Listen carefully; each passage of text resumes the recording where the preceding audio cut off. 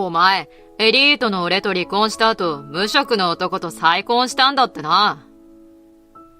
高級レストランに元夫の剛の声が響き渡った。その隣で忘れもしない当時の剛の浮気相手だった女が面白さを隠せないといった風に口元を覆ってこちらを見ている。バツイチの看護師なんかじゃ無職とくらいしか結婚できないよな。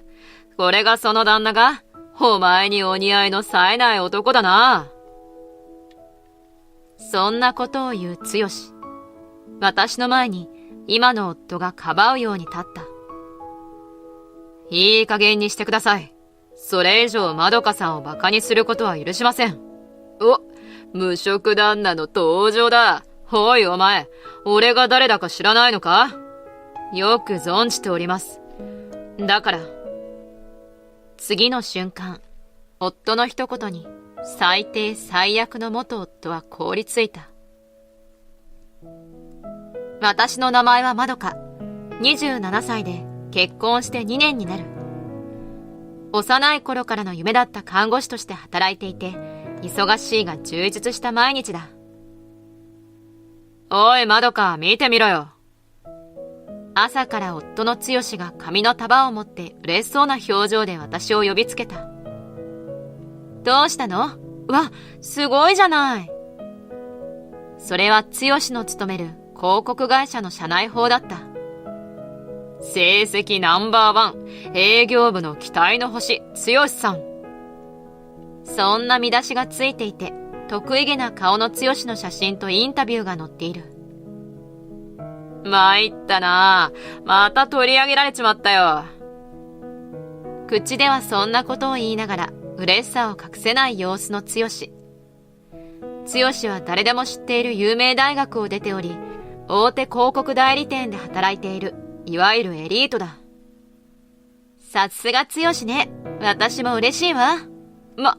ただの看護師のお前じゃ、こんなきらびやかな世界は想像できないよな。私が言葉に詰まっていると、剛はネクタイを締めながら言った。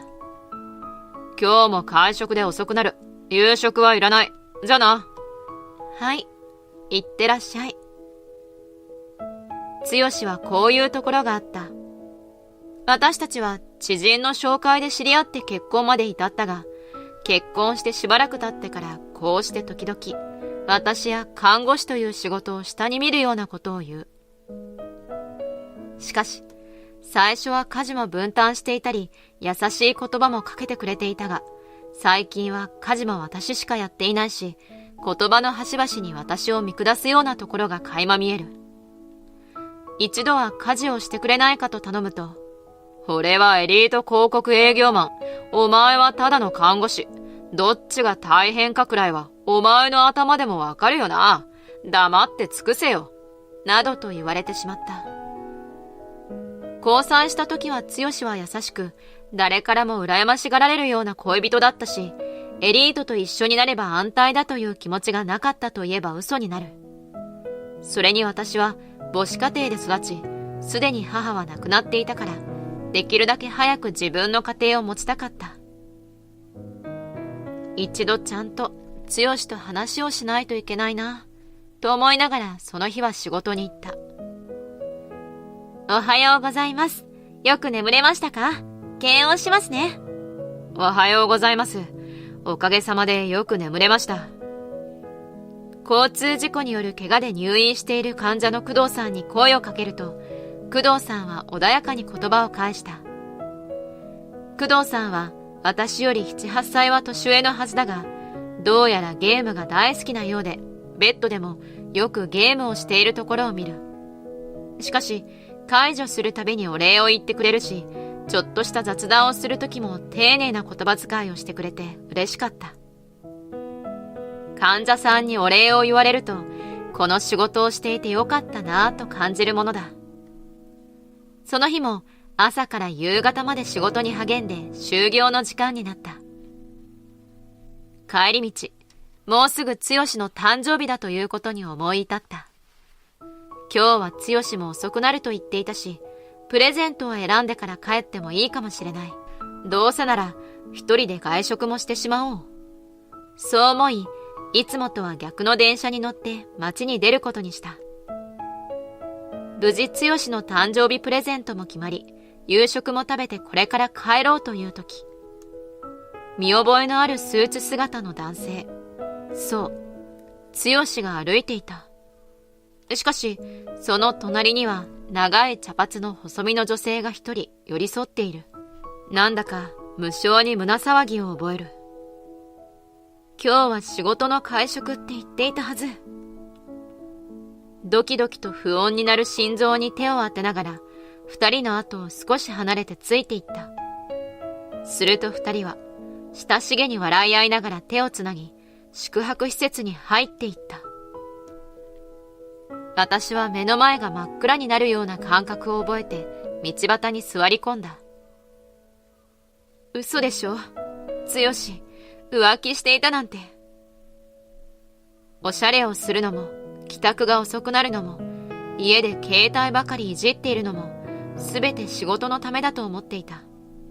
でも違った。剛は私を裏切っていた。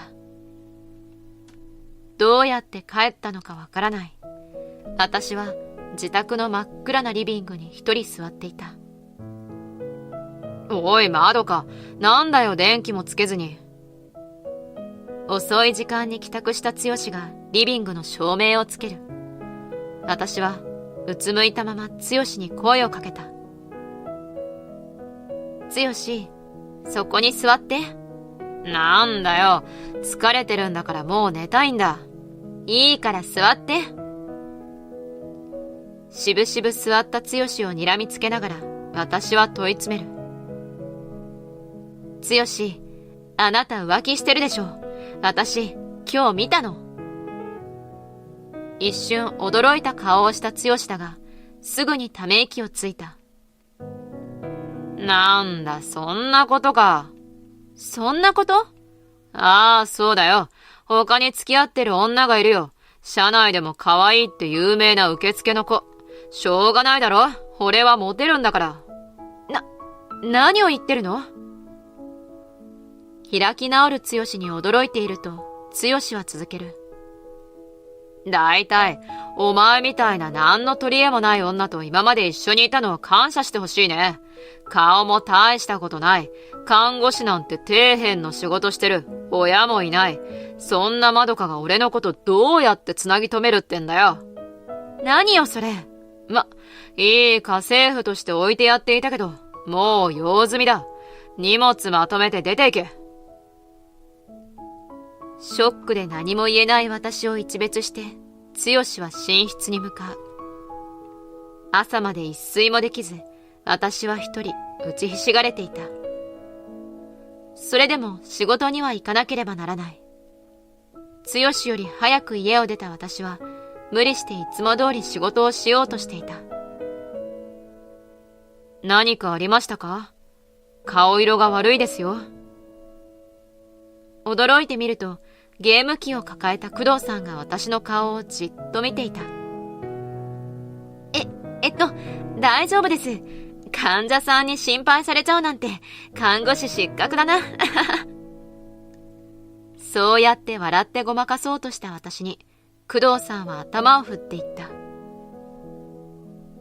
看護師失格なんて冗談でも言ってはいけない。僕が今日退院できるのは、あなたが力になってくれたおかげだと思っています。何があったのかは聞けないけど、あなたならきっと大丈夫。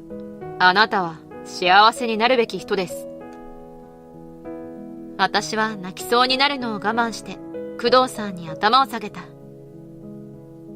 あなたならきっと大丈夫。幸せになるべき人だ。工藤さんのその言葉に励まされた気がした。そして私は、その日帰ると荷物をまとめ、記入済みの離婚届を置いて家を出た。次の日、剛から電話があった。離婚届は出しておいたからな。わかりました。これでお前はブスの看護師で親なしバツイチか。せいぜい幸せになれよ。さようなら。笑う剛の声をこれ以上聞きたくなくて電話を切った。そうして私たちの離婚は成立した。それから1年ほどは今まで以上に仕事に明け暮れる日々が続いた。引っ越ししてから希望を出して忙しい部署に移ったので、いろいろと勉強することもあり、孤独を感じる暇もなくて帰ってよかったかもしれない。ある休日に近くに買い物に行くと、帰りに通った公園で懐かしい顔に出会った。あ、工藤さん。ああ、お久しぶりです。おかげさまですっかり体の調子もいいんですよ。公園のベンチに腰掛けてまたゲームをしている工藤さんに私はちょっと笑ってしまった。それから少し話をした。あの時は夫の浮気が分かって落ち込んでいたこと、工藤さんの言葉に勇気をもらえて離婚できたことを言うと、工藤さんは少し驚いていた。それは大変でしたね。よく頑張ってこられました。ありがとうございます。私は大丈夫って、その言葉をお守りみたいにしていました。その日の帰り、工藤さんは私を食事に誘ってくれた。お互いに連絡先を交換し、その日は帰ったが、その日以降も私たちは何度かデートを重ね、工藤さん改め直樹さんから交際の申し込みを受けて私は承諾した。直樹さんとは平日の昼間でもデートできた。つまりどこかに勤めている様子がないのだ。それにしては高いところじゃないにしても食事はいつもご馳走してくれるし、不思議だなと最初は思っていた。しかし何より私は直樹さんの人柄に惹かれていた。いつもゆったり構えていて余裕があり、誰に対しても丁寧だ。それに私のことをとても大切にしてくれた。趣味はやっぱりゲームで、これまでやったことがなかったのに、私も一緒にやるようになった。一緒に遊ぶとき、直樹さんは明らかに手加減してくれていたけど、そんな優しさが嬉しかった。交際して1年後、直樹さんからプロポーズを受けた。私、美人でもないし、親もいないし、それでもいいんですか？私が言うと、直樹さんは少し困った顔をした。まどかさんは、まだ前の旦那さんとのことが傷になっているんだね。君は素晴らしい女性だ。僕と家族になって幸せに暮らそう。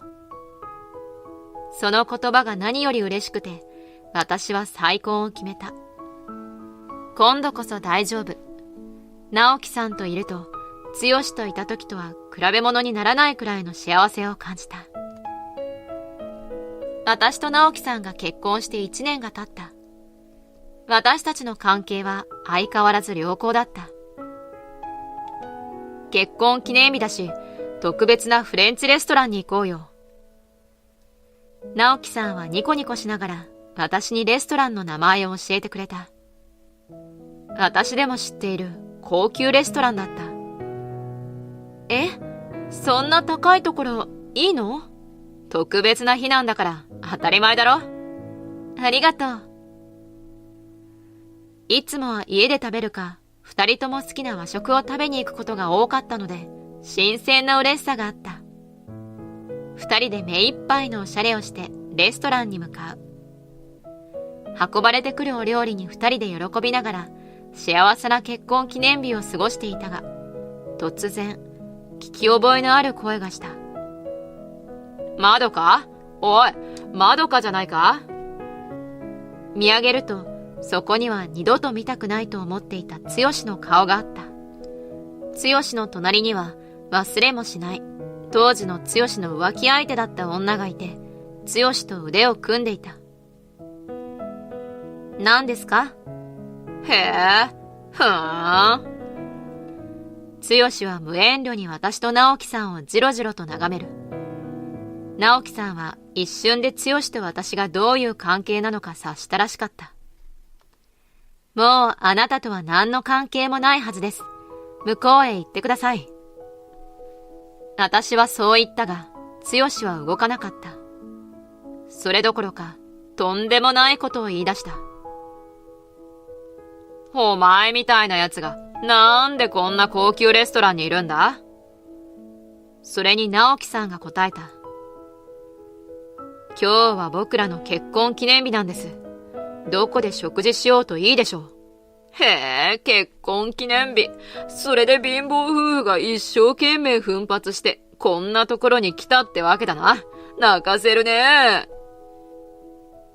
剛はニヤニヤしている。剛の浮気相手だった女も、面白さを隠せないといった風に口元を覆ってこちらを見ていた。お前、エリートの俺と離婚した後、無職の男と再婚したんだったな。剛は直樹さんを完全に無視して私に言った。は？何よそれ。どこでそんなことを。お前の同僚とばったり会って聞いたんだよ。お前が平日昼にもデートしてるし、相手の男はスーツを着てるところも見たことがない。しかもゲームオタクらしいって。これがその無職旦那が？お前にお似合いの冴えない男だな。驚いて言葉が出ない私を前に、剛はまた嘲笑しながら続けた。バツイチの看護師なんかじゃ無職とくらいしか結婚できないよな。このおっさん養ってるんだろ。お疲れさん。ちょっと、やめてよ。でもさ、お前らみたいな貧乏夫婦にこんな高級レストランは似合わねえよ。一生懸命小銭貯めてきたんだろうけどさ、空気読めよな。格が下がるんだよ。なおもそんなことを言う剛の罵声が高級レストランに響き渡り、いつの間にか私たちは注目を浴びていた。結婚していた時から私のことを散々馬鹿にして、夫の直樹さんのことまであざけるなんて、もう許さない。絶対に。堪忍袋の緒が切れた私が立ち上がろうとすると、私の前に直樹さんがかばうように立った。いい加減にしてください。これ以上まどかさんを馬鹿にすることは許しません。すると剛は笑いをこらえながら煽るように言う。無職旦那の登場だ。無職でもブスな嫁のことはかばうんだな。口を慎みなさい。空気を読むべきなのはあなたたちです。もう帰ったらどうですか？すると、剛はその直樹さんの言葉にカチンときたのか、睨みつけながら言った。無職のおっさんのくせに、俺みたいなエリートに立てついてんじゃねえよ。あなたがエリートだとか、どうでもいいんです。もう言ってください。直樹さんは譲らない。すると剛はイライラした口調で言った。おいお前、俺が誰だか知らないのか？あの W 大学卒で S 広告社のナンバーワン営業マンだぞ。はい、それが？いいか？ S 広告社といえば、軽食品やあの M ゲームズのテレビ CM なんかを作ってるんだぞ。天上人なんだよ。お前みたいな無職が慣れ慣れしく話しかけていい存在じゃないんだ。すると直樹さんは一呼吸置いてから低い声で言った。あなたが誰なのかはよく存じております。で、あなたこそ私を誰だと？一瞬きょとんとした剛。は？お前みたいな奴のこと俺が知るわけないだろ。すると今まで言葉を発さなかった剛の隣の女が小さな悲鳴を上げた。ちょっと待って。この人、工藤直樹じゃない？は？誰だよ、工藤直樹って。いぶかしげな剛に慌てて女が言った。あの M ゲームズの創業者よ。アメリカの M 工科大学を卒業して10年でゲーム業界のトップに立った天才エンジニア兼経営者の。はぁ？剛の顔色がどんどん赤から青に変わっていく。いかにも、私が M ゲームズの創業者の工藤直樹です。今は実質的な経営を退いて会長をやっています。真顔で直樹さんが言う。そう、直樹さんは超有名ゲーム会社 M ゲームズを起こした人物だった。それを聞いたとき、平日に自由な時間があることやゲームばかりやっていることに納得がいったのを覚えている。待って、M ゲームズってうちの大口取引先じゃないか。真っ青になった剛はガタガタ震えながら言った。その顔は油汗まみれだ。そうですね。CM も雑誌広告もまとめてお願いしてますよね。広告費は億単位のはず。直樹さんはにこやかに言う。その瞬間、剛と隣の女がガバッと頭を下げた。申し訳ございませんでした。どうかお許しを。まさか M ゲームズの会場とは思わず。しどろもどろで言い訳する剛に直樹さんは言った。まず謝る相手が違いますよね。あなたが謝罪すべきはまどかさんでしょ。すると剛は私に向き直り土下座をした。隣にいた女も驚愕の表情で剛を見ている。まどかさん、すみませんでした。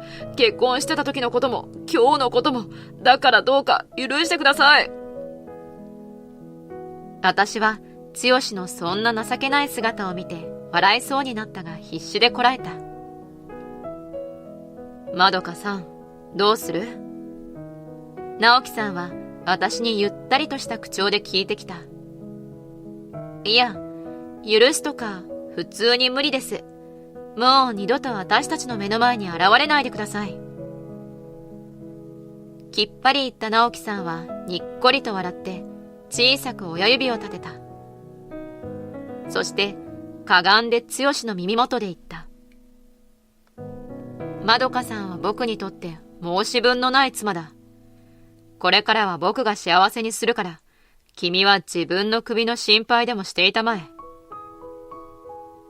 真っ青でガタガタ震える剛と女は尻尾を巻いて立ち去った。さ、食事の続きにしよう。いつもの柔らかな口調で言う直樹さんに私もにっこりと笑いかけて食事の続きを楽しんだ。それから半年後、直樹さんが指示してM ゲームズは本当に S 広告社との取引をやめた。その時に剛にとんでもない態度を取られたことを報告したので、剛は責任を取って解雇となった。自慢のエリートコースもこれでおしまいだろう。おまけに剛は再婚直前だったあの女性からも見限られ捨てられたらしい。今は一人ボロアパートで貧乏暮らしをしているらしいが、私たちには関係のない話だ。私たちはというと、最近私の妊娠が分かった。直樹さんは飛び上がるようにして喜び、最近久しぶりにゲーム開発に復帰した。子供と一緒に遊べるゲームを作りたいんだそうだ。私はそんな直樹さんを見ながら、この平穏がいつまでも続くことを願った。